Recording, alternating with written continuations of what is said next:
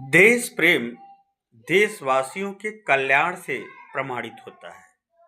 जो राजा अपने समय में जितना अच्छा रहा है, उसका प्रमाण जन कल्याण से ही मिलता है। भगवान राम को देखिए, माता सीता परम पवित्र हैं, पूर्ण विश्वास है, परम सत्य भी बात है, लेकिन जन कल्याण के लिए उन्होंने माता सीता का त्याग किया। देश सर्वोपरि होता है। देश कोई धरती नहीं है, अर्थात देश कोई सिर्फ धरती नहीं है। उस धरती का जो जीवंत रूप है, जो मानव समाज है, जो वन है, पर्यावरण है, वो सब देश के ही रूप है। तो भगवान राम ने माता सीता का त्याग मानव कल्याण के लिए किया। भगवान राम के साथ साथ भगवान कृष्ण को अगर यदि आप देखें तो उन्होंने विश्व में जितने भी राज्य थे, आज के समय में हम लोग देश कहते हैं, प्राचीन समय में उसको राज्य कहा जाता था। तो जितने भी राज्य थे, सभी राज्य में धर्म पूर्वक शासन की स्थापना के लिए ही भगवान कृष्ण ने दुष्ट लोगों का दमन किया, युद्ध कराया, उनको मरवा डाला, कांटे से कांटा निकाल डाला, धर्म की स्थापना के लिए।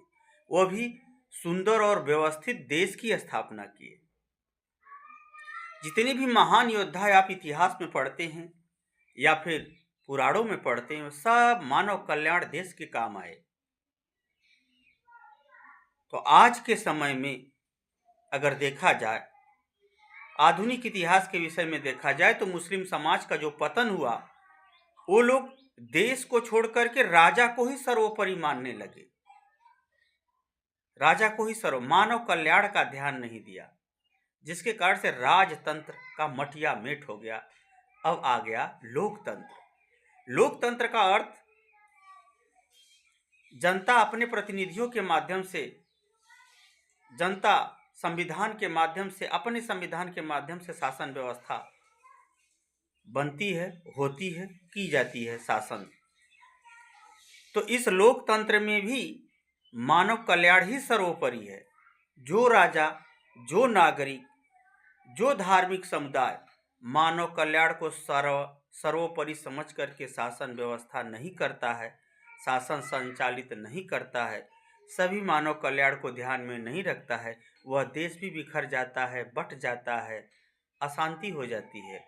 अतः मानव कल्याण ही देश की पहचान है। हरिओम।